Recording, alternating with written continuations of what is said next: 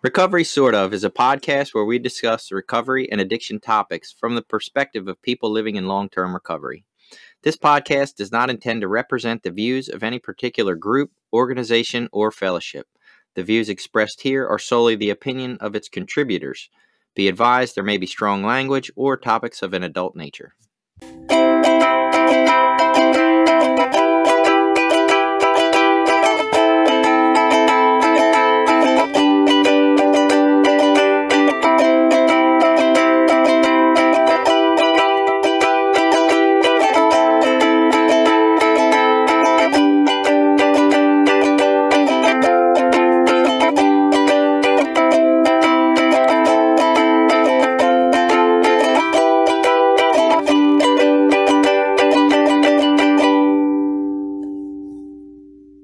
Welcome back. It's the Recovery Sort of podcast. I'm Jason. I'm a guy in long-term recovery.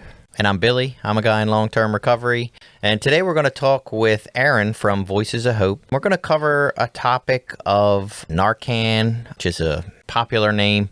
It's got another name, naloxone. It's a drug used to help people recover from a drug overdose, from a opioid overdose. She does a lot of outreach and things for that and has a very interesting story on her experience with it, why it's useful to the community, why it's useful to society, and the benefits of Narcan being readily available.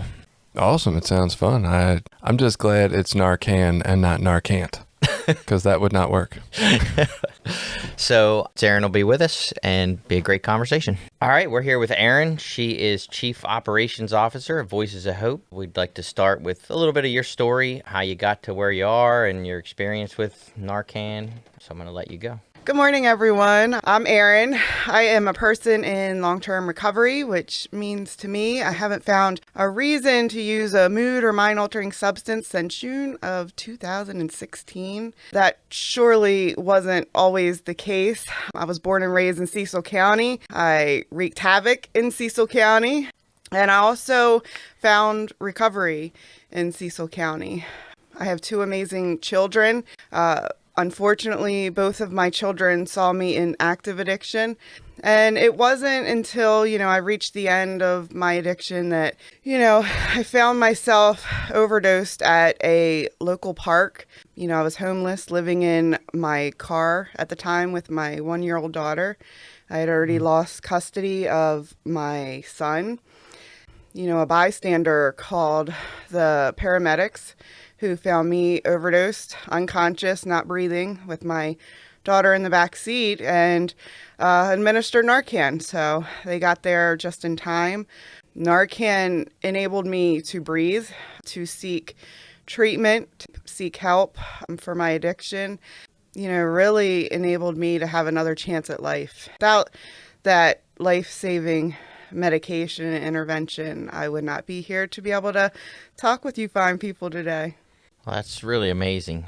We're hearing a lot of overdoses and the opioid epidemic sort of making its way back into the news right now with the advent of COVID and things going on with that. It kind of lost its luster to the media for a while, and now we're hearing a resurgence of overdoses, fatalities, those sorts of things. I know Voices of Hope and other organizations right now are doing a big push to try to get Narcan into communities, trying to do a lot of outreach for training and things to get it out there. So what exactly is Narcan? How is it used, and what do we need it for? Yeah, so, you touched on a few things, and it's really important that, we're not hearing about the overdose fatalities as much because of COVID and the pandemic. And that's kind of taking up the news and the election. And but the people that are working on the front lines, the hospitals, the law enforcement, Department of Emergency Services, community-based organizations like Voices of Hope, we're living it every day. So we are on the front line. We see the effects right now. And, the overdoses are doubled from this time last year. And they're only going up. And it's important. I think there's a lot of misleading education out there on the street about Narcan, and there's a lot of myths and uneducated people sometimes make assumptions, and you hear a lot of things about Narcan. And, one of the assumptions is pretty much that I hear it a lot. I don't know if you guys have heard it, but if we're going to give everyone Narcan, why don't we give diabetics insulin? And I think it's just the miseducation. People don't really understand what Narcan is, what it's used for. So Narcan, it is not a treatment. Narcan is not a treatment for addiction. It's not a treatment for substance use disorder. It's not a treatment. All Narcan does is it's a life-saving medication that offers someone the ability to breathe again and ultimately, hopefully, to seek treatment. And one thing that I like to say all the time is, someone who does not make it, who dies from this addiction or this disease, if they're dead, they never get a chance to try to seek treatment again. I know personally, if I wasn't given the chance to breathe again, I would not be here with the amazing life that I have. Naloxone is really, it's just it's a medication, and how it works really. So in our brains, we have this receptor. It's an opioid receptor in our brains. And Narcan kind of acts as a blocker. So it will come, and once it's administered, it sits on that receptor. And what it does is it does not allow the opiate that's like floating around, and now it's floating around looking for the receptors. It blocks the receptor so the opiate cannot sit on top of that receptor, right? Because of that, it enables, if someone's already, suffering from an opiate overdose, it knocks that opiate off of that receptor and it comes and blocks it, which in turn enables us to breathe again. The important thing with naloxone that, again, miseducation, I don't even know if, a lot of people don't know that just because you administer naloxone, it knocks that opiate off, but it doesn't knock it out of your system. So that opiate is still, up here in the clouds in your brain, and it's floating around because it's just looking for that receptor. So naloxone gives you a period of 30 to 90 minutes where it completely blocks that receptor. The problem is, a lot of people, if we call 911 and, they're like, oh, I'm fine now. I'm not unconscious and I'm breathing and I'm not blue anymore, then they refuse medical attention. And then what happens is they're uneducated and they do not understand that after 30 or 90 minutes, that Narcan wears off, and that opiate, if it's strong enough and it's still in the system, it comes back and sits right on that receptor and you can go back into an overdose. So it's really important that, individuals know what Narcan is, how it works, the effectiveness of it. And other things is that Narcan it will not hurt someone. So if you stumble upon someone, at a gas station, and I think that everyone should have Narcan in their glove box. If, someone didn't use it on me, I would not be here today. I've had to use it on complete strangers. And the thing is that it's not harmful. So if you are not sure, because, an overdose mimics someone that may be having a heart attack. If you are not sure, you can administer Narcan to someone having a heart attack and it is not going to have any effect. It's not going to harm them whatsoever. But if it's the chance that someone is suffering from an overdose, it will enable them to breathe again and have another chance at finding treatment. And if it's someone that may be pregnant, it's not harmful.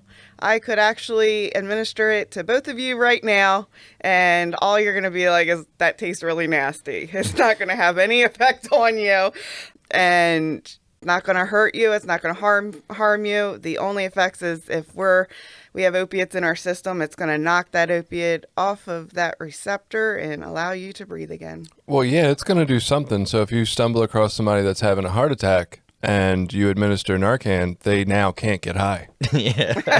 Yeah. I mean, True that. And I will tell you from experience that individuals that are coming out of an overdose, if you give them Narcan, they are pissed. When they wake up, they are pissed because you just messed up their high, and they are not very happy because it immediately knocks that off of that receptor.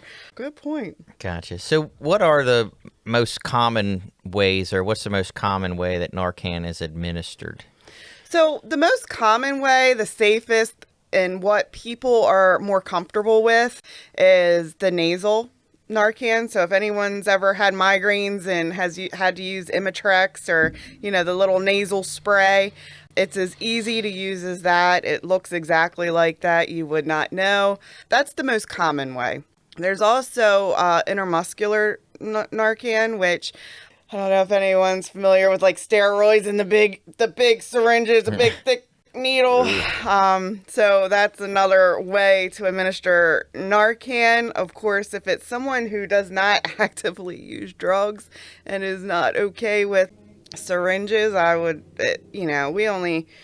don't give that to, the mom that's coming in looking for Narcan. So mainly the nasal. The nasal. And I guess, so nowadays there's a lot of efforts, I guess, through community health departments, through organizations like yours, through different places to get, I guess, training or access to Narcan. Like, how do you get it, or how would you go about finding it? Yeah, so in every county, I know in Maryland, the health departments and community-based organizations, they're called overdose response programs, which means we have the ability to distribute naloxone. There's different training. So like there's hour-long training, so you can become a trainer, so you can go out on the streets and train. We have outreach, backpack outreach, where we give people in 2 minutes or less the training on how to use it. And really, the requirements to be able to distribute it is pretty simple. It's like, we have to teach individuals what are the signs of an opiate overdose real quick. And then what do you do in case you stumble upon someone and you want to administer Narcan? So it's pretty easy. You can go into a pharmacy. There's standing orders at pharmacies now. And a lot of people don't know that. You can walk into a pharmacy and you can ask, I want a dose of Narcan. You do not need a prescription. A standing order means the general surgeon wrote a standing order for this prescription at the pharmacies. So they don't need a prescription from individuals. You can walk in and say, I want to get Narcan. The problem with that is there's so much stigma related to walking into a public pharmacy and saying, whether you're the person using drugs or whether you're the mother, to walk in and say, hey, can you give me some Narcan? There's so much stigma attached to it. So that's why, especially Voices of Hope, we try to offer it with as little barriers as possible to the public to kind of, it's more comfortable coming to an organization like ours or a health department and saying, I need Narcan. So is that across the U.S. that you can walk into a pharmacy? No. Oh, okay. Every state is different. So it depends on what state. Maryland, we do across the board. You can walk into a pharmacy. Now, there are some pharmacists that you walk into the pharmacy and they're going to give you a hard time. But that's why it's important for people to be educated, because, if you walk into a pharmacy and say, I want Narcan, the pharmacists, they have, a lot of them have stigma related to it too. So they'll be like, no, we don't have it, or where's your prescription? But if you can throw out there, well, in Maryland, I do know that there's a standing order. They have to give it to you. Or they can tell you they don't have any, and you go to another pharmacy, because it happens. Why would the Surgeon General make that a standing order? Like, what's the importance of that right now? The importance is it's saving lives. We're in the middle of an opiate epidemic. People are dying. People are dying every day. And, we can put as many treatment facilities up. We can put as many health departments out there. We can put as many people out there trying to get people into treatment. But if people are not breathing because they die, they don't have a chance for accessing all those treatment and wonderful programs out there. And it's a life-saving medication, and every single person has the right to breathe and another chance at life. Gotcha. And just don't know if we said this specifically, but Narcan or naloxone, Narcan is the brand name, naloxone is the actual drug, I think. It's specifically for opioid overdoses. It really only helps with opioid overdoses. It doesn't help with overdoses of other kinds. Yeah, so it is. It's just opioids. So it's opioids and, fentanyl is big. Everyone hears about fentanyl. That is an opiate. So any kind of opiates, it does help. Now, what's common out there is, at least in Cecil County, is methamphetamine is on the rise. Stimulant use is on the rise. And fentanyl is very cheap. It comes from China. It's very cheap. And, people are cutting their methamphetamine, and drug suppliers are out there cutting their cocaine with fentanyl. So what we've seen a lot is, I'll respond to someone that is an overdose survivor. I'll go knock on their door, and then they're like, I've never done opiates in my life. I don't know how I got on your list. And I'm like, well, emergency services came out and they gave you Narcan and it brought you back. And then it's the education piece. It's like, I sit there and I tell them, I'm like, well, you need to be careful because, methamphetamine and cocaine right now are being laced with the fentanyl. So yeah, some people are shocked because they have no clue. Yeah. So I guess in finding fentanyl and all these other drugs, then even people that aren't consistently opioid users or heroin users still might find a reason to keep some Narcan around. Absolutely, because they don't know. You don't know what's in your drugs. And individuals that are stimulant users, they're not looking for a high that is they don't want to be down. They're looking to get up. They're looking for a stimulant. They don't want the effect of an opiate. It's just the matter of fact, that's what's in the drugs right now. So having Narcan on them, or at least in their vicinity, is saving lives in that aspect too. People need to better check the nutrition labels. Like, this cocaine's got 2 grams of protein, 3% of my vitamin A. Oh shit, look, there's fentanyl in it too. I probably should have Narcan if I'm going to use this one. They usually have a serving size on there too. Right. So if they followed the serving size, they probably wouldn't get themselves in so much trouble. Right. And people are using fentanyl test strips a lot now as like a harm reduction tip. They're having Narcan and they're having fentanyl test strips, people that use stimulants, because it lets them follow that serving size a little better. Yeah. If they test their drugs or their stimulants, they're like, oh, okay, I'm going to be a little safer because there's something in here I don't like. And so you mentioned the whole Narcan is not a treatment for opioid use and how people relate that in their equation to we don't pay for people's insulin, why should we pay for Narcan? Are they making that relationship just because it's like the closest thing they can think of? Or why do they make that association? I have no idea. I think it's because, there's a lot of stigma with it, and there's a lot of people out there mad that and I guess it's the miseducation that they think Narcan's free. Right. Because Narcan's not free. These drug companies are not making Narcan for free and handing it out. That's not what is going on. They're getting paid really good money for their Narcan that they're making. What's happening is it looks like it's free, but Maryland Department of Health is purchasing the Narcan from the drug company to get it out there on the street because we're in the middle of an epidemic and people are dropping like flies because of this. And this is the only intervention that is working enough to get people to treatment. It does not treat it. It is, if you're not breathing, you can't go to treatment. Diabetes, if a paramedic shows up and someone is in a diabetic coma, they're going to use all of their life-saving techniques or, whatever interventions they have to do what? Enable that person to breathe again. But that person might not be taking their insulin at home. They might have their insulin, right? They're just stubborn or they don't want to do it. They're not taking care of their health, right? So they're still eating, that big bag of Reese's at night while they're laying in bed, then they're not taking their insulin. But we're not out there, yelling at people that aren't taking care of their diabetes. I mean, for one, I totally agree with their statement, honestly, because, why is their insulin not free? Sure, we should have free treatments for everything, personally, right? Like, I think they're saying it backwards, honestly. It's not, why should we give away Narcan? It's, why the hell isn't my insulin also free? Right.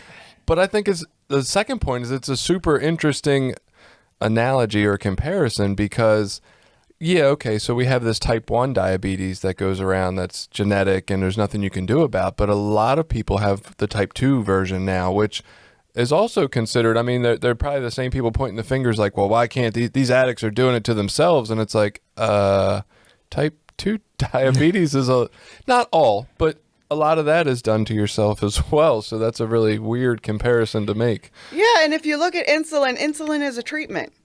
Right. Insulin is the treatment for your diabetes. Whether you self-caused the diabetes, whether it was genetic, insulin is the treatment. Now, when you're not taking care of your health and go into a diabetic coma, the life-saving medication, all of that, you're going to get that whether you can pay for it or not. That is given to everyone. They're not checking your insurance first and making sure. So the life-saving to enable you to breathe again, to maybe hopefully next time you change your habits and you do your treatment like prescribed. And, from having a background in managing doctor's offices, I do know that there are drug companies out there that do offer free insulin for people that really can't afford the insulin. So Narcan's the same thing. Someone shows up on scene, you are not breathing, let's save your life so you can change your habits so you can go to treatment, which, whatever your treatment might be. So it's the same thing with diabetics. Paramedics show up, they save your life, so hopefully you're going to change your ways if you have the ability to do that, or at least partake in your treatment and give yourself your insulin every day. It's just my personal opinion. Gotcha. So you kind of mentioned like a follow-up after someone has an overdose, and I think that's somewhat unique to Cecil County, so I guess I'm going to circle back to that for a minute. If someone was in a situation where they were overdosed, like in someone found them, like in your case, in a park or something, they were brought back with Narcan, I assume maybe by medical professionals, or even if it was another individual, how do they then get access to treatment? Like, it's great, now we got them alive. What are the next steps, or what is the process for trying to get people access to treatment, or what normally happens after they're brought back? Well, we all know that treatment doesn't work unless you want it to work. So, there is no, okay, show up on the scene, you overdose, let's go right now to treatment. Unfortunately, especially when you're over the age of 18, treatment is optional. Concerned family members, community members cannot make anyone go to treatment. But there are tools out there. There's peer recovery specialists, which is pretty much just people like me with lived experience. I know in Cecil County, so Cecil County is kind of unique. We have this great program in Cecil County that it's overdose survivor outreach. So basically, anytime an ambulance or a first responder is called out for an overdose, we get all that information. And we send people like myself who have lived experience to knock on people's doors, not call them first because, they either don't answer a phone or they hang up on you if you even want to try to talk about it. But the power in someone else that has lived experience and showing up at the door, I can show up at young lady's door that had a recent overdose, and I can just kind of use some empathy and be like, I'm Erin. I'm a person in long-term recovery. I'm a survivor of an overdose. Just kind of build a relationship and help bridge the gap. And there is a ton of treatment out there, and you have people like peers, there's counselors, people that can connect people to treatment options, but it's really up to the individual. But when they're ready, there is treatment out there. There is.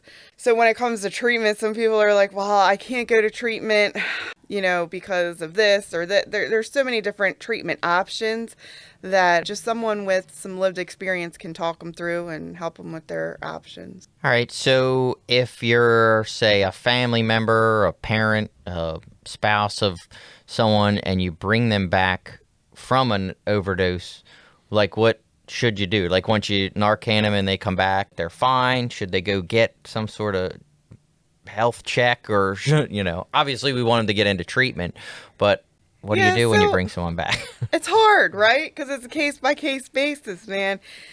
And, there's so much stigma attached to overdosing. So, there's been instances where people overdose, they have their children in their house. In my case, because it was at a local park, I didn't have a say in the matter. The police showed up and they're the ones that Narcan me. And, they took my daughter. When it happens in our own home, a lot of people, they're faced with that. If I have my children in my house and I just overdosed and the police show up. So the education piece around it. It is important for people to know that you can go back into an overdose in 30 to 90 minutes. So if you choose to stay at home and not call 911, because it is very traumatizing on people sometimes. You make sure that you're with other people. Other people have more Narcan with them in case you go into another overdose. But really know all the options out there. There are organizations that can talk to families. Like, you can bring your loved one in and just talk to people with lived experience and see if they want treatment, see what kind of treatment options are out there. But it's really important to know, we're all faced with the stigma. Even once you're in recovery, you're still faced with the stigma of what we used to be. That never leaves. As a person with put together a couple years in recovery, the stigma still follows me. So I guess for me, that covers sort of the more practical questions that I had. I think we're going to take our break for our Voices ad, and then I want to come back and get more, I guess, a little bit into what I'll call the emotional arguments of it. One, what happened with you and your kids and social services and all that after your overdose. Two, why do we bother bringing back people that are addicts that are killing themselves? They're a lot of attitudes of they're a burden on our society and things like that. So after our break, I want to come back and talk a little bit about that and get into some more emotional conversation. This episode has been brought to you by Voices of Hope, Inc., a nonprofit, grassroots recovery community organization located in Maryland. Voices of Hope is made up of people in recovery, family members, and allies. Together, members strive to protect the dignity and respect of those that use drugs and those in recovery by advocating for treatment, support resources, and mentoring. Please visit us at www.voicesofhopececilmd.org and consider donating to our cause. All right, we're back. So I guess now I feel like we've talked about a lot of the practical aspects of Narcan or naloxone, wanting to get more a little bit of the emotional conversation around it.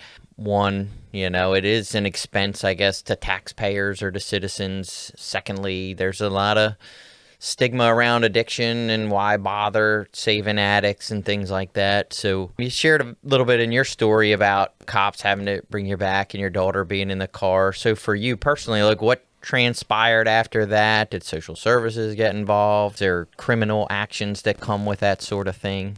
Yeah, so those are all good questions. Because the cops were called and my daughter was in the back seat, they did escort me to the hospital and took my daughter to social services. I was lucky because I was able to call, because I was deep in addiction. My family wrote me off, wanted nothing to do with me. That's why I was living in my car. I felt like I had no one, but I was able to call this lady that had watched my daughter since she was born. She was our babysitter, and she was able to go to social services and pick up my daughter. I had to have a safety plan in place, and which said that, when she picked her up, she had to sign papers that she wouldn't let her see me until we went through, some steps. That's the fear that that's what kept me living in my car for so long. And that's what kept me from asking for help, because I knew that if I walked into a state agency or if I went to social services and said, I have a drug problem and I live in my car and I inject heroin and my daughter lives in my car with me, that they would have took her away. I think that's what different circumstances make people wait so long to access treatment. And that was my personal one, as I was scared to death. That was the only thing at that time in my life, the only thing that kept me going every single day and kept me pushing was my daughter. And, just the thought of losing her kept me from accessing treatment. It kept me. I had no family. I felt like I couldn't go to inpatient treatment, which I needed so badly because I had no one to keep my daughter for 28 days. Right. I had no one, and it's hard for some people to grasp why we do the things we do. But I had no one that I could drop my daughter off. And when I was done, get into a recovery house and pick my daughter back up after treatment. It's a lot of my past because that's how I lost my son, was I let my family have my son so I could go access treatment. When I came back, they filed emergency petition against me, said that I abandoned him and took him, which led me deeper into my addiction because my family, I felt like, turned their back on me and took my son away from me. And now here I am with no purpose. And I asked because we had been through a similar situation with a family member of mine who had overdosed and was brought back with Narcan and had 2 kids. And then same thing. It's like, okay, what do we do next?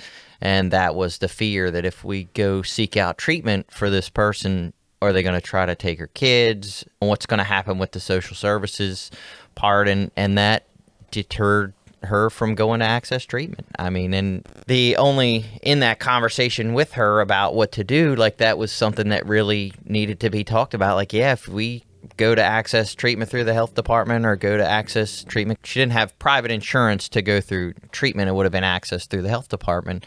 Is then you're going to get involved in the system, so to speak. And that's scary. It's a hard place to navigate for a lot of parents. It is. Especially people with no support, man. A lot of us burn a lot of bridges in our active addiction, whether it's family, whether it's in our community. When you take an individual and, the only thing that they may be holding on to, and some people that don't have kids, right? It's the same for them. Some people that don't have kids, they can't even wrap their mind. They've burned every bridge in their life. They can't wrap their mind around getting clean and having no support.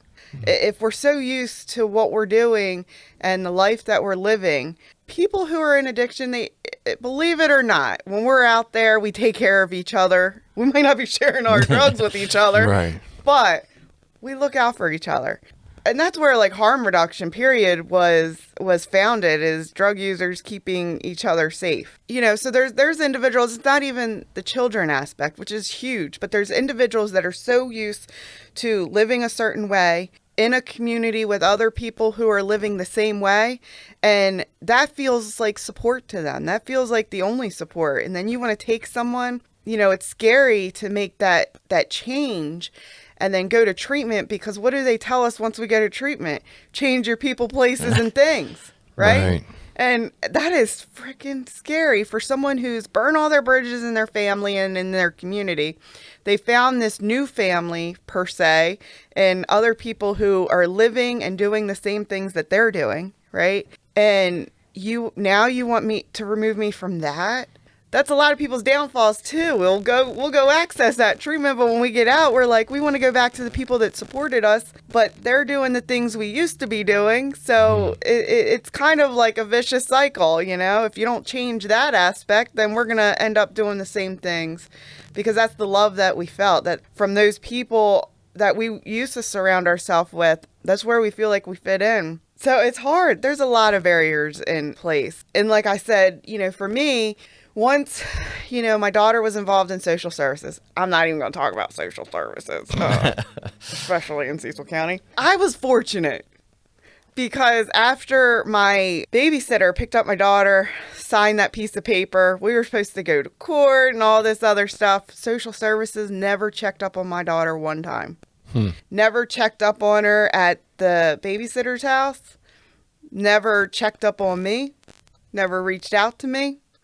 So I say that I'm fortunate in the fact that I was able to get my life somewhat back together and get my daughter back without having to go through the system, because they were so overwhelmed. They just forgot about my beautiful little blue-eyed, blonde-haired little girl, which I'm very fortunate for. In another case that's very personal to my heart, that social services was involved in. It took us 3 years of fighting the system with me and my significant other in recovery, owning a house, owning cars, working at places for years on end.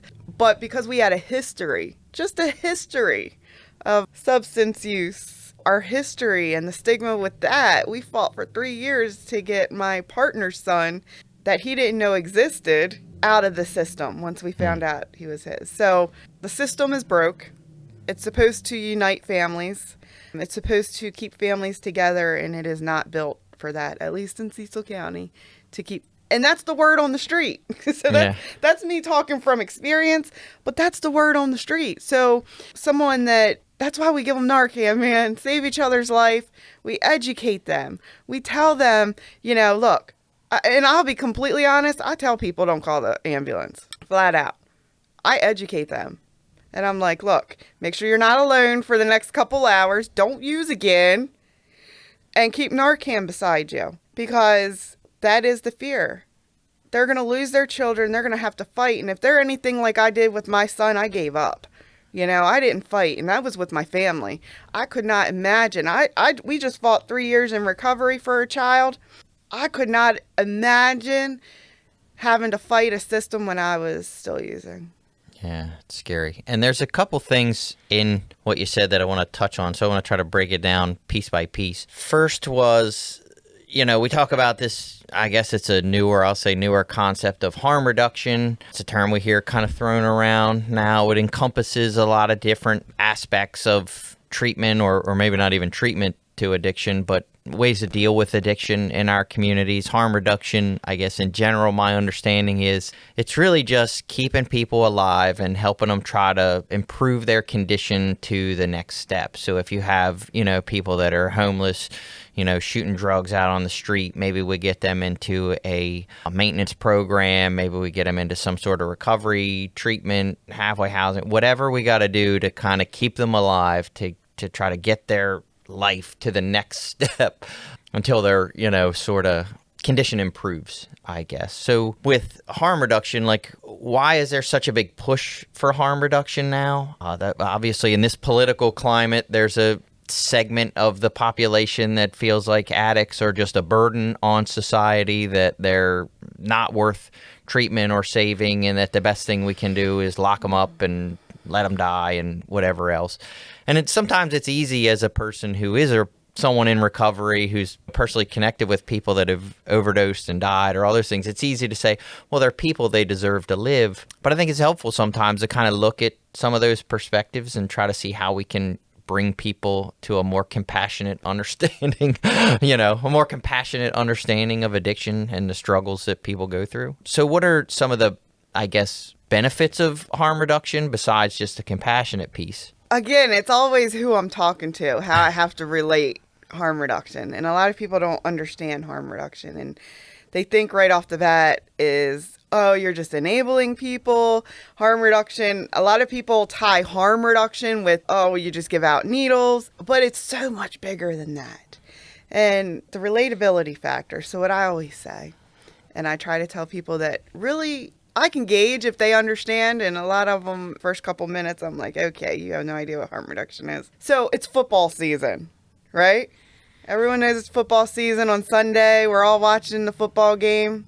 You have these people out there, they're partaking in high-risk behaviors. And behind the scenes, the doctors are telling them, if you keep up these high-risk behaviors, getting your head hit game after game after tackle, you're going to shave 20 years off your life expectancy, right? And as a society, we're sitting on Sunday, egging them on. They're getting paid millions of dollars. We're shoving more money at them to keep engaging in those high-risk activities, even though it's going to shave 20 years off their life expectancy. But what we're doing, we have all these fancy helmet makers coming up with the best helmets to try to help them to protect their head, to protect their brain from brain injury, coming up with these back braces and pads so they don't, have a back injury. Dak Prescott should have had an ankle brace on last week. For those outside the U.S., this is American football. Oh, yeah, sorry. So that's what we do as a society. We sit back, we egg them on, and we want them to do it, even though they know. Every football player out there knows that I'm going to keep doing this year after year, tackle after tackle, and I'm going to lose at least 20 years off my life expectancy from these high-risk behaviors. That's what harm reduction is in people who use drugs. They're engaging in high-risk behaviors. They're going to do it. These football players are going to do it, whether we tell them to stop or not. The doctors tell them to stop, but they're still going to do it. People who use drugs, we are not giving them the drugs. They're going to still do their drugs. All we're doing is giving them the tools to do it safely. That way, they're not contracting HIV or Hep C. That way, the Narcan is enabling them to breathe, to access treatment when and if they're ready, because everyone deserves a second chance. That way, they're not getting admitted to the hospital time and time again and using our tax. I'm a taxpayer now. I was not always a taxpayer, let me tell you, but I am now. And guess what? Someone that gets admitted to the hospital because, they're high-risk behaviors and we're not giving them harm reduction tips and education around it, they're costing us about $17,000 to be admitted to the hospital for 3 days. That doesn't include the person that's out there getting, endocarditis and is in the hospital for weeks on end because of their high-risk behaviors because they didn't have the proper tools. That cost up to $80,000, $80,000 taxpayer dollars because, they may not have insurance. So harm reduction, it's just, I want you to be safe. I want you to be well, right? Because if you're not breathing, you have no chance at recovery. Harm reduction is also, if you do choose recovery, do you know how harmful it is for someone to come in and be early in recovery and find out that they have HIV or Hep C? But if we didn't give them Narcan to begin with, they wouldn't have that chance at recovery. If we didn't give them other harm reduction tools, they wouldn't have that chance to come in recovery and start their life over. I think harm reduction's got almost a twofold sales pitch, right? And kind of like how Aaron was saying, if you talk to addicts, we're going to say, hey, man, this saves lives. This is your buddies, your son, your daughter, your parent, whoever. This is people we care about and we want to help them, right? But when we're talking about the taxpayer who maybe doesn't have such a high view of people dealing with substance abuse and just thinks it's their problem, it's the cost effectiveness, right? All the things Aaron said, you don't have to get these children involved in any social services kind of matters and take care of them through taxpayer money, which we know generally isn't producing great children anyway at the end of that. They're having rough, traumatized existence without their parents. And so then a whole nother generation is costing our taxpayer money. So you almost have to sell it to whoever you're giving it to, but it's cheaper. I mean, we know this. We can say, why do we want to spend this money on harm reduction? But it's less money than we're spending on prisons and taking care of people's kids. It's just cheaper. There's no other way around it. Right. So it's the idea you can spend less money on the front end through treatment, harm reduction, access to care than on the back end when you're trying to deal with the aftermath or consequences of addiction and using constantly. I'm actually bitter about the cheapness of what you said, those hospital stays where I just had a retreatment on a root canal for one tooth and it was $18,000. So I'm like, damn, I could have been in the hospital for 3 days. That sounds way better. Could you imagine if we didn't have Narcan out in the street and so readily available? What an opioid overdose is suppresses your respiratory system. So it shuts off the oxygen through your blood to your brain. By the time the paramedics could get there, if we didn't have Narcan out there on the street to enable you to breathe again, and could you imagine the overburden on the healthcare system of people that may end up in a coma because they didn't have this medication to them quick enough? And, we had a conversation the other day with our local Department of Emergency Services, and they wanted to thank us. They were always against us in the beginning. Not against us, but I don't know why you're, kind of the stigma related to it. Why are you out there handing all that out and you're just enabling them? And they actually thanked us the other day because they've seen, especially with COVID, they've seen such a dramatic increase in fatal overdoses. They said, because we can hand out up to like 800 doses a month in Cecil County. And they said, if you weren't handing that out, I can't imagine how many calls we would get. And they thanked us. And that was the first time they've ever thanked us. They're starting to see, the effects of it. Just with that alone, they're like, if we were called to every single overdose out there because this medication wasn't out there, it's like we couldn't handle it. Well, I think we take for granted, too, that in this community, I mean, we're a small rural county, really, for the most part. But in this community, it seems, at least through my experience, that we're kind of flooded with the ability to give out large amounts of Narcan to people, and it's widely available. Like, that is not my experience from Baltimore. And I know Baltimore, you would think, oh, it's a big city, it's more liberal, lots of drug addiction, that's everywhere. And I think it's almost because this community is a little smaller and tighter, it's easier to disperse it to the right places. And in Baltimore, it's kind of so widespread and everywhere. It's not like this there. And I can only imagine in even smaller towns, or maybe not even towns at all, where it's just farms or something, like people aren't really going to have a community center to get this at. So I think we're lucky in this little area. I highly doubt it's as widely available everywhere else that people are listening. So what is, I guess, it's obvious to say what the target audience is for Narcan, but how do we identify or get it to those communities, or how do people that are in those communities find how to get Narcan? I guess, like you said, go to the health department, go to training at places through Voices. But in the state, is there anything throughout the rest of the state or throughout the country that has programs going on that you know of? So they do have, especially with COVID, they've started like mail order naloxone, Narcan. Yeah, it's called Next Naloxone. You can Google it, and it's very easy to access. And you fill out a form. It's confidential. That's if you can wait for it to be mailed to you. You fill out a form. Sorry, it's just funny to picture Don't someone order did an online, overdose right. and they're like trying to mail. Let me get some. Yeah, it doesn't work. It's like not a stork doesn't come down, And or I a think drone. we got the same vision at the same time. But if you used yours and then you're like, I might need this Need in a the future. replacement. Yeah, you get it mail ordered directly to your house, which is fabulous, especially for family members that are like, I don't want to walk into an organization. They might know. We know addiction touches every family, whether you're a judge, whether you're a politician. In those aspects, someone that can just sit behind their computer and confidentially order it is great. And, something unique that we do here, we go out to the community. We go out in that neighborhood that we know people are overdosing in, because we get those reports. And our people walk around with book bags filled with Narcan, and we hand them out. Not only to people that use drugs, but there's like mom and pops of the neighborhoods that save their neighbor's life. So we give it to everyone. So this is just in the past couple years, because when I was still out there on the streets in Cecil County, I did not know about Narcan because it wasn't here yet. Right. So, with the big push on, at least in Maryland, to have it easily accessible, that's just been in the past couple years. Baltimore, I know that now it's very easily accessible. There are people that walk around Baltimore and hand out Narcan as well. So it's like a big push in the state of Maryland. Every state is different. What are we Googling to get mail order?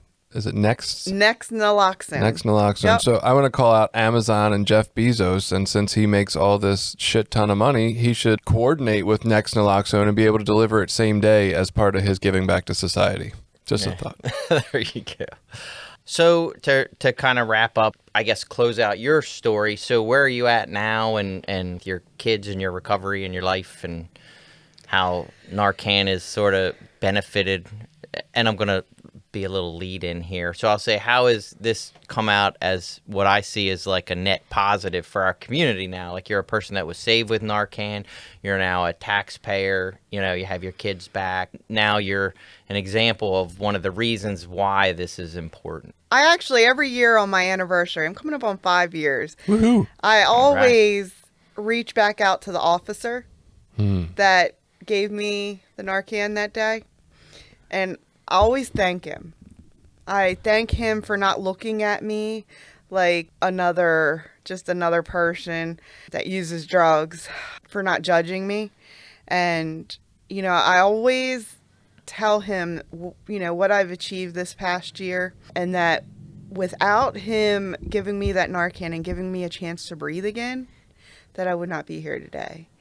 I hope that he takes that with him in his journey in law enforcement and with other people, because, there's so much stigma attached to it, and like we're just enabling people. And, it breaks my heart when I hear that, because I was just one of those people. I'll always be one of those people. I was that person that lived in my car that used drugs in front of my daughter. Sorry, I want to be like, yes, we're enabling people. We're enabling them to fucking breathe, asshole. Like, sometimes I get a little annoyed by that. Yeah. Because that's all it was for me. He gave me a chance to be alive, to still live. It's up to me and every single person that we use Narcan on. It's up to that person what they're going to do with that second, third, 10th chance. But if we don't keep giving them the chance, then they don't have a chance to change. I was given that chance and I changed. There are people that are given the chance 30 times, and that 31st time is when they change. If we're just buried 6 feet under, our families mourn us. We're just another tally on the death toll, fatal overdoses. And I sit on this local fatality recovery board every month, and it breaks my heart that it's just a name. That's what happens to you after you're not breathing. You become a name. And we sit around a table, and all these organizations talk about this person and how we could have helped them. That's what Narcan is. It gives us a chance to not be just a name that everyone's talking about. Well, they had this in their system and this in their system, and they were on probation and they did do this. So everyone deserves a chance. Whether it's the first or 30th chance, you deserve a chance to still live.